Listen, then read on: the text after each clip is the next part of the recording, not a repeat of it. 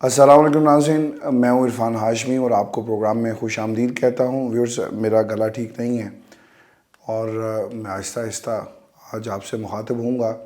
اس کے لیے میں معذرت چاہتا ہوں۔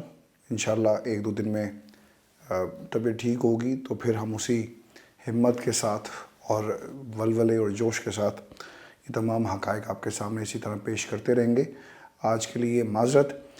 آپ کو بتا دیں کہ سائفر کیس کا حکم نامہ جو ہے وہ جاری کر دیا گیا اور اس حکم نامے میں جج صاحب کی طرف سے تاریخی جھوٹ جو ہے وہ بولے گئے ہیں۔ آفیشیل سیکرٹ ایکٹ عدالت کے جج ابو الحسنات ذوالقرنین نے سائفر کیس کی جیل سماعت کا تحریری حکم نامہ جاری کیا اور اس حکم نامے کے ہر جملے میں جھوٹ ہی جھوٹ آپ کو نظر آئے گا۔ یہ جو 5-6 جھوٹ بولے گئے، پہلے تو میں آپ کے سامنے یہ رکھ دوں، اور پھر صحافی جو عدالت میں گئے اور جن کو باہر روکا گیا انہوں نے کیا دیکھا اور کس قسم کا گھنونا کھیل عدالت میں کھیلا گیا۔ ویورز، آپ کو بتائیں کہ عدالتی کارروائی کے دوران پبلک موجود تھی۔ یہ پہلا جھوٹ ہے جو عدالت کے جج کی طرف سے اپنے فیصلے میں لکھا گیا۔ کیا سائفر جج کو نظر نہیں آیا کہ کارروائی کے دوران سامنے بٹھائے گئے لوگ عام شہری نہیں تھے؟ دوسرا جھوٹ، کارروائی کے دوران میڈیا موجود تھا۔ کس میڈیا کی بات جج صاحب کی طرف سے کی گئی؟ چونکہ خبر کچھ اور ہے اور بتانے والے یہ بتاتے ہیں کہ جب پروسیکیوشن نے اپنے دلائل مکمل کر لیے تو اس وقت کچھ لوگوں کو اندر جانے کی اجازت دی گئی اور تمام میڈیا کو اجازت نہیں تھی۔ تیسرا جھوٹ، ملزمان کو میڈیا کی موجودگی میں بولنے کی اجازت دی گئی۔ کیا اجازت دی گئی؟ عمران خان کہہ رہے تھے کہ میڈیا کو اندر آنے دو، اس کیس کا اوپن ٹرائل ہونے دو، اور میڈیا کو اندر نہیں آنے دیا گیا۔ اور چوتھا جھوٹ، عمران خان اور شاہ محمود کو میڈیا اور پبلک کی موجودگی میں کافی وقت دیا گیا۔ پانچواں جھوٹ، عدالت نے شاہ محمود قریشی کے سوالات کے جواب نہیں دیے۔ شاہ محمود قریشی نے جج سے سوال کیا کہ بتایا جائے ہمارا ٹرائل آفیشیل سیکرٹ ایکٹ 1923 یا 2023 کس قانون کے تحت کیا جا رہا ہے؟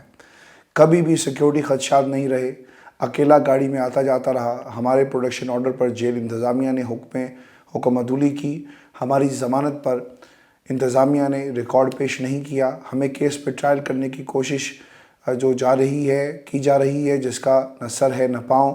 آفیشیل سیکرٹ ایکٹ کے ترمیمی قانون سے صدر پاکستان بھی انکاری ہیں۔ صدر پاکستان کو عدالت طلب کیا جائے، وہ عدالت میں حلف دے کر بتائیں کہ انہوں نے یہ ترمیم منظور کی تھی یا نہیں کی تھی۔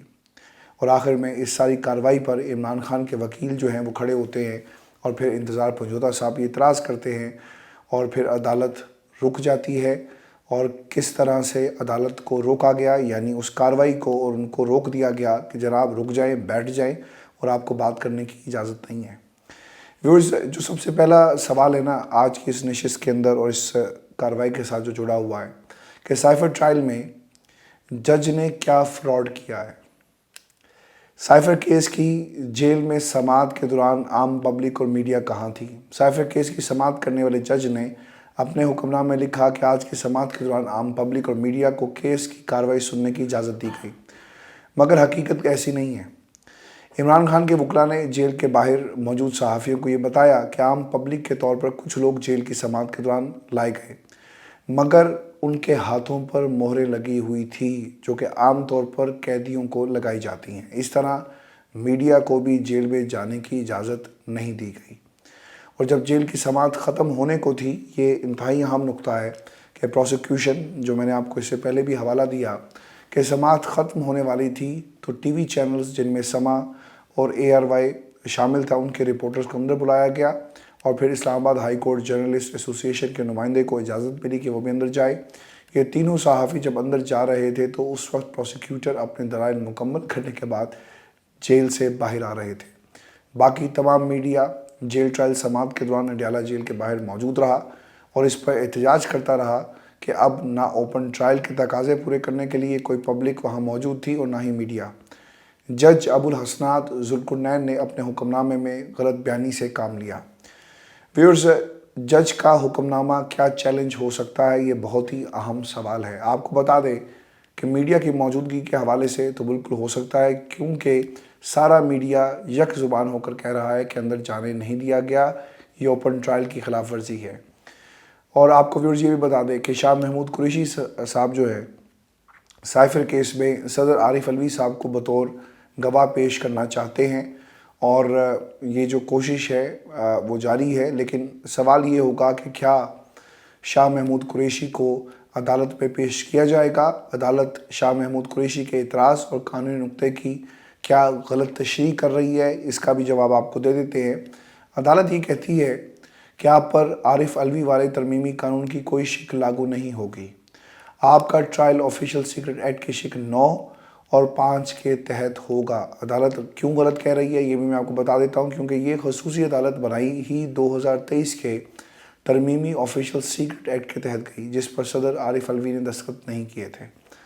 اب مسئلہ یہاں پر یہ ہے کہ جن شقوں کے تحت یہ مقدمہ چلایا جا رہا ہے وہ ترمیمی آرڈیننس یعنی اس کا حصہ نہیں ہے، اور پھر عدالت جس طرح بنائی گئی یہ ایک الگ کہانی ہے۔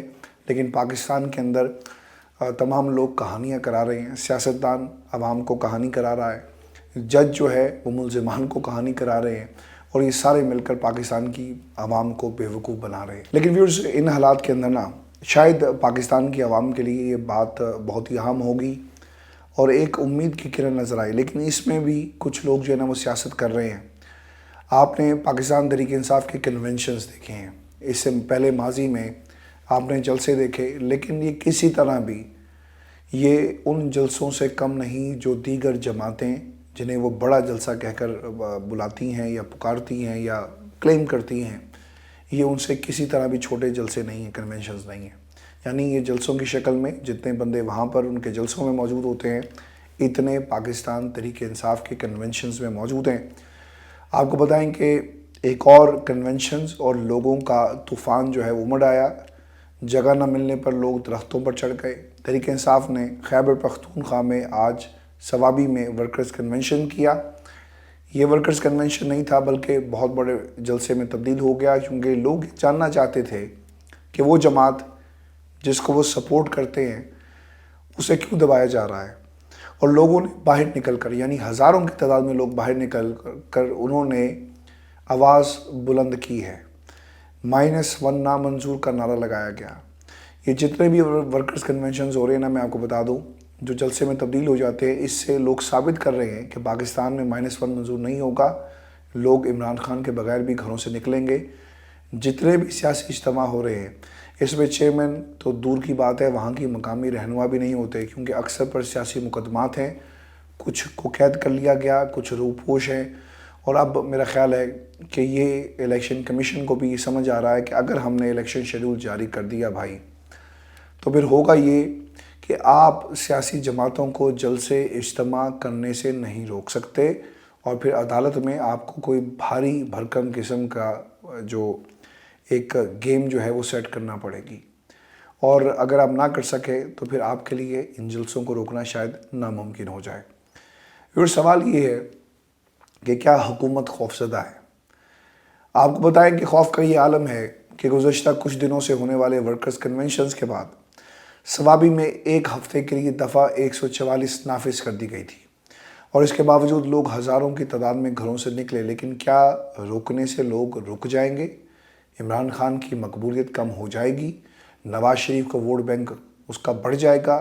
کیونکہ اب تک جتنے بھی ہتھ کنڈے آزمائے گئے ان تمام کے بعد عمران خان کے ووٹ بینک اور مقبولیت میں اضافہ ہوتا چلا جا رہا ہے۔ 2018 سے اب تک 2,30,00,000 نئے ووٹرز لسٹوں میں آ چکے ہیں، اور یہ نوجوان الیکشن میں ملک کی تقدیر بدل کے رکھ سکتے ہیں۔ خوف صرف اس 2,30,00,000 ووٹرز کا ہے، اور یہ نوجوان ووٹر کس کی حمایت کرتا ہے وہ آپ نے لمز میں دیکھ لیا، وہ آپ نے یوتھ ایکسپوز کے اندر دیکھ لیا، وہ آپ نے سرویز کے اندر دیکھ لیا۔ بہت سارے لوگ خوفزدہ ہیں کہ اگر ہم نے لیول پلینگ فیلڈ جو تمام سیاسی جماعتوں کو مل رہی ہے، اگر ہم نے عمران خان اور اس کی جماعت کو بھی دے دی تو شاید ہمارے لیے الیکشن میں جیتنا یا نواز شریف کو جتوانا شاید اتنا آسان جو ہے وہ نہیں ہوگا۔ ویورز، ایک کام اور بھی ہوا، اور یہ لڑائی ہے پاکستان مسلم لیگ نون کے گھر کی، جہاں پر وہ مریم پر بھی وار کر رہے ہیں، اور یہاں تک کہا گیا کہ مریم جو ہے وہ پارٹی کی تباہی کی ذمہ دار ہیں۔ اچھا، اب یہ جو مریم ہے نا، دانیال عزیز صاحب یہ مریم اورنگزیب کی بات کر رہے ہیں، اور انہوں نے احسن اقبال کے حوالے سے بھی کچھ اہم باتیں جو ہیں وہ کی ہیں۔ दानियल अजीज़ साहब ये कहते हैं कि एहसन इकबाल ने कई लोगों को टिकट दिलवाने की कोशिश की, इनकार पर अपने साहबजादे को मैदान में उतारा, उनके साहबजादे ने हल्के में कभी कदम नहीं रखा। आज आपको मालूम पड़ गया कि ये मरूसियत के वो बेताज बादशाह है जो अपनी आने वाली नस्लों को भी पाकिस्तान की आवाम पर हुक्मरानी कराना चाहती हैं। व्यूअर्स, आपको याद होगा कि इस प्लेटफॉर्म पर बैठकर मैंने शाह महमूद कुरैशी की बेटी और बेटे दोनों पर सख्त तरीन मुखालफत की कि ये मरूसियत भाई हमारे इस जो पाकिस्तान का जो कल्चर है, जो पाकिस्तान की सियासत है, इसमें इसकी कोई गुंजाइश नहीं है। अगर आप नवाज़ शरीफ को बुरा भला कहेंगे कि वो अपने बच्चों को और फिर उनके बच्चों को सियासत में लाना चाहता है, तो फिर ये बुराई उतनी ही इक्वली इसी घर पे भी हमें नज़र आएगी, जहाँ पर मरूसियत का जो दरख्त था वो लगाने की कोशिश की गई, बच्चों को मैदान में उतारा गया। तो आज एहसन इकबाल अगर वो काम कर रहा है, ये उतना ही गलत है जितना शाह महमूद कुरैशी ने किया या फिर किसी और ने किया। मैं इससे पहले भी ये बात कर चुका कि बहुत सारे ख़ानदान हैं जी, लोगों ने इस पर एग्जाम्पल्स भी दी कि बाप के बाद बच्चे जो हैं जाते हैं, जिसमें हमाद अज़हर का जिक्र भी आता है और फिर और लोगों का भी जिक्र आता है। आपको याद रखना है व्यूअर्स कि शाह महमूद कुरैशी एक स्ट्रॉन्ग पोजीशन में, पार्टी की पोजीशन में मौजूद हैं। उनकी हैसियत बाकी लोगों जैसी नहीं है। जब आप पावर में होते हैं ना और आपके फ़ैसले असरअंदाज हो सकते हैं पूरे के पूरी जमात के ऊपर, तो फिर मरूसियत और ज़्यादा ख़तरनाक हो जाती है। और अब दानियल अजीज़ साहब ये कह रहे हैं कि कुछ लोटों को नून लीग का टिकट दिलाना चाहते हैं, जिसकी मैं हमेशा मुखालफत करता रहा हूँ और करता रहा हूँ और करता रहूँगा, इसलिए वो मुझ पर तनकीद कर रहे हैं। नून लीग ने दानियल अजीज़ को एक शोकाज नोटिस भी भेजा है, जिसमें ये कहा गया कि दानियल अजीज़ 7 दिन में अपने बयानात की तहरीरी वजाहत करें। अब ये नोटिस उन्हें मिला या नहीं मिला, वो कहते हैं कि जब मिलेगा तो फिर देखा जाएगा। लेकिन इस नोटिस के बाद उन्होंने मरीम औरंगज़ेब पर भी के हवाले से कुछ बातें कही और उन्होंने 40 खोखली प्रेस कॉन्फ्रेंसेस का जिक्र किया। वो ये कहते हैं कि आवाम को इससे कोई फ़र्क नहीं पड़ता कि आप आकर इमरान खान के ख़िलाफ़ जहर उगलें या बात करें या किसी भी जमात के ख़िलाफ़ बात करें, आपको लोगों को बताना पड़ेगा कि आपकी जमात की और आपकी कारकर्दगी क्या है। और अच्छी कारकर्दगी अगर नहीं होगी तो लोग आपको इलेक्शन के अंदर रद्द कर देंगे और वोट किसी और का हो जाएगा। अब ये जो बातें हो रही हैं ना दानियल अजीज़ साहब के हवाले से, और सवाल ये है कि व्यूअर्स के उनके बयान से नून लीग की क्या साख पर कुछ असर पड़ेगा। नून लीग अपनी सियासी तारीख के उस मोड़ पर खड़ी है जहाँ पर सिर्फ़ और सिर्फ कुर्सी पर बैठना है। ये आने वाले कल को और हालात को भांप नहीं रहे, क्योंकि याद रखिए 2018 से अब तक जो 2 करोड़ वोटर जो इस पर प्लस हुआ, वो इनके बच्चों को, इनको तो खैर वोट नहीं देगा, इनके बच्चों को भी वोट नहीं देगा। और ये इलेक्शन पाकिस्तान की तारीख में इलेक्टेबल्स को बहा कर ले जाएगा। आपको ये भी याद रखना है।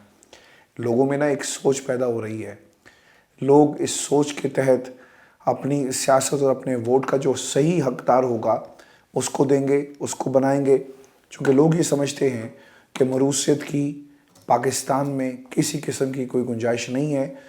और अगर लोगों ने कोशिश की तो यकीनन उनका रास्ता वोट की ताकत से जो है वो रोका जाएगा। और फिर से आखिर में आपको बताएं कि बिलावल जरदारी साहब ना खामोशी से नहीं बैठ रहे। लोगों का ये ख्याल था कि यौम तासीस पर वो खामोश हो जाएंगे, वो बात नहीं करेंगे, लेकिन वो खामोश नहीं हुए, बल्कि उनकी गुफ्तगू में ज़्यादा हमें जहर जो है वो नज़र आ रहा है। वो ये कहते हैं कि नवाज़ शरीफ बेइज्जती ना करें। अब वो किसकी बेइज्जती की बात कर रहे हैं? वो ये कह रहे हैं कि आपने वोट को इज़्ज़त देनी चाहिए, आप किसी और चीज़ को इज़्ज़त दे रहे हैं। कुछ लोग समझते हैं कि बादशाह की तरह मुल्क में आओ, दरबार में सबकी हाज़िरी लगवाओ और इलेक्शन की हवा बनाओ, लेकिन सारी कोशिश करने के बावजूद इनकी हवा नहीं बन रही। उन्हें अपने घर पंजाब में अंडों टमाटरों का सामना है। नवाज़ शरीफ पर इस्टेब्लिशमेंट से डील का इल्ज़ाम भी लगाया गया और उन्हें कहा कि नवाज़ शरीफ इंतज़ामिया की मदद की बजाय अपने नज़रिए पर इलेक्शन लड़ें। मियाँ साहब वोट को इज़्ज़त दें, वोट की बेइज्जती मत करें। और बिलावल ने इस्टेब्लिशमेंट को भी ये पैगाम दिया कि हम चाहते हैं कि तमाम इदारे अपनी हदूद में रहकर काम करें। हमारा मुकाबला किसी के साथ नहीं है, हमारा मुकाबला महंगाई, गुर्बत और बेरोज़गारी से है। नून लीग का बिलावल को जवाब भी आ गया जी, और राना सनाउल्लाह ने बिलावल साहब के इल्ज़ामात पर ये जवाब दिया कि पीपल्स पार्टी पंजाब में हमारा मुकाबला करने के लिए हम पर तनकीद कर रही है। हम तवक्को करते हैं कि पीपल्स पार्टी की क़यादत में इंतखाबात के हवाले से बात करते हुए जमहूरी रवैयों को मद्देनज़र रखने की एक जो कोशिश है वो बरकरार रखी जाए। लेकिन व्यूअर्स, आपने अगर पंजाब की सियासत को पिछले कुछ महीनों से, कुछ डेढ़ एक बरस से देखा हो या उससे पहले, पंजाब में पीपल्स पार्टी नहीं है, नून लीग दूर दूर तक नज़र नहीं आ रही। अगर पंजाब किसी का है तो वो इमरान खान का है। अगर केपी के अंदर दीगर सूबों में हालात ये हैं कि वहाँ पर कन्वेंशंस जो हैं वो जलसों में बदल जाते हैं, तो जस्ट इमेजिन कि वो इलाके जहाँ पर तालीम है, जहाँ पर नौजवान है, वो हल्के जहाँ पर वोटर नौजवानों पर मुश्तमिल है, वो आने वाले इलेक्शन में किस तरह नंबर्स की काया पलट कर रख देगा। मुझे ऐसा लगता है, ये मेरी असेसमेंट है, जो खबरें और जिस तरह से सियासी मंजरनामा बनता है और इमरान खान के खिलाफ जो कार्रवाइयाँ हो रही हैं ना, जो कैलकुलेशन थी ना किसी की ख़राब हो गई है, और जो फार्मूला तय किया गया कि हमने किसको किस तरह जितवाना है, वो शायद फार्मूला बन नहीं पा रहा। वो स्लेट के ऊपर फार्मूला लिखते हैं, जमा तफरीक करते हैं, फिर मिटा देते हैं, फिर लिखते हैं, फिर मिटा देते हैं, और ये सिलसिला इसी तरह जो है वो जारी है। लेकिन व्यूअर्स, बिलावल ने नवाज़ शरीफ साहब की सियासत को यकीनन जो है वो माइनस किया है अपने बयानात के ज़रिए। और मैं आपको एक बात ये भी बता दूं कि पाकिस्तान के अंदर आने वाला कल जो है वो नौजवानों का है, और शायद ये बिलावल ज़रदारी को ये बात समझ में आ गई, इसीलिए वो नौजवानों के अपने आप को लीडर बनाकर पेश कर रहे हैं, इस तरह के बयानात दे रहे हैं, अपने आप को इस तरह पेश कर रहे हैं कि आने वाला कल जो है वो उनका है, किसी बूढ़े सियासतदान का नहीं है। लेकिन शायद ये लोग भूल गए कि जो शऊर और जिस तरह का एक रास्ता दिखाया इमरान खान ने पाकिस्तान के यूथ को, अब कोई बिलावल, मरियम ये जगह जो है या जुनैद जो है वो हासिल नहीं कर सकेगा, न आसफ़ा को ये मकाम मिलेगा जो इमरान खान का है। और नौजवान क़यादत पाकिस्तान तहरीक इंसाफ के अंदर जो भी आएगी, मुराद सईद जैसे लोग जो भी बाहर आते हैं या सियासत को चलाते हैं, इमरान खान के नज़रिए को आगे लेकर चलेंगे, और यही इमरान खान की बाकायदा तौर पर सियासी वरासत है जिसके ऊपर पाकिस्तान तहरीक इंसाफ की पूरी सियासत जो है वो बेस करती है। और शायद बिलावल को भी इस चीज़ का एहसास हो गया कि आने वाला कल जो है वहाँ पर नौजवानों के साथ और नौजवानों का लीडर बनकर मुझे अपने आप को पेश करना चाहिए, ना कि मुझे अंकल्स के साए के नीचे अपनी सियासत जो है वो चमकानी चाहिए। व्यूअर्स, ये शो था आज का हमारा। मैंने बहुत कोशिश की कि अपनी आवाज़ को इस पर काबू रख कर अपने गले का, ऑब्वियसली जो इस वक्त मेरा हशर नशर हुआ है, इस तकलीफ़ में भी कोशिश मैंने की कि मैं आप तक ये तमाम इन्फॉर्मेशन और अपना कमेंट रखूं, ताकि ये राब्ता हमारा बरकरार रहे। पाकिस्तान के लोग जो बाहर बसते हैं, जिनके बारे में हमेशा तरह तरह की बातें की जाती हैं कि ओवरसीज़ पाकिस्तानियों का कोई हक़ नहीं है कि वो पाकिस्तान के बारे में बात करें, हम खामोश नहीं बैठेंगे, हम पाकिस्तान की बात करते रहेंगे, हम निज़ाम को ख़राब करने वालों की बात करते रहेंगे। और पाकिस्तानी, ओवरसीज़ पाकिस्तानी कितनी बड़ी सपोर्ट है पाकिस्तान के लिए, मुल्क बदल जाने से ये सपोर्ट कम नहीं होगी। हमारे दिल और हमारा जो सब कुछ है वो पाकिस्तान के लिए, और इंशाल्लाह ये सिलसिला इसी तरह जारी रहेगा। ये बात मैंने इसलिए कही क्योंकि कुछ लोगों ने ओवरसीज़ पाकिस्तानियों के हवाले से एक कैंपेन भी चलाई हुई है सोशल मीडिया के ऊपर, जो देखकर सुनकर बहुत ही दुख हुआ कि जनाब, आपको क्या हक़ पहुँचता है कि आप पाकिस्तान के हालात की बात करें। आप जिस मुल्क में बसते हैं वो जानें और आपके हालात जानें। आपको कोई हक़ नहीं पहुँचता कि आप किसी भी पाकिस्तान की पाकिस्तानियत पर जो है इस तरह से सवाल उठाएं। क्योंकि व्यूअर्स, अगर इस दलील को मान लिया जाए तो फिर नवाज़ शरीफ और उनके बच्चों ने तो सारी ज़िंदगी जो है बरतानिया में गुजारी, और जिस तरह से नवाज़ शरीफ साहब पाकिस्तान छोड़कर आ जाते हैं और सियासतदान भाग जाते हैं, तो फिर तो किसी को भी हक़ नहीं है कि ये पाकिस्तान में जाकर सियासत करें। तो हम तो सिर्फ बात ही करते हैं, ये लोग तो सियासत करते हैं। तो खुदा रहा ओवरसीज़ पाकिस्तानियों को इस तरह की कंट्रोवर्सीज़ में मत रखें। अपना ख्याल रखिएगा, कमेंट ज़रूर भेजें। ये जो आखिरी बात मैंने कही, इस पर इजाज़त दीजिए। अल्लाह ने के बाद।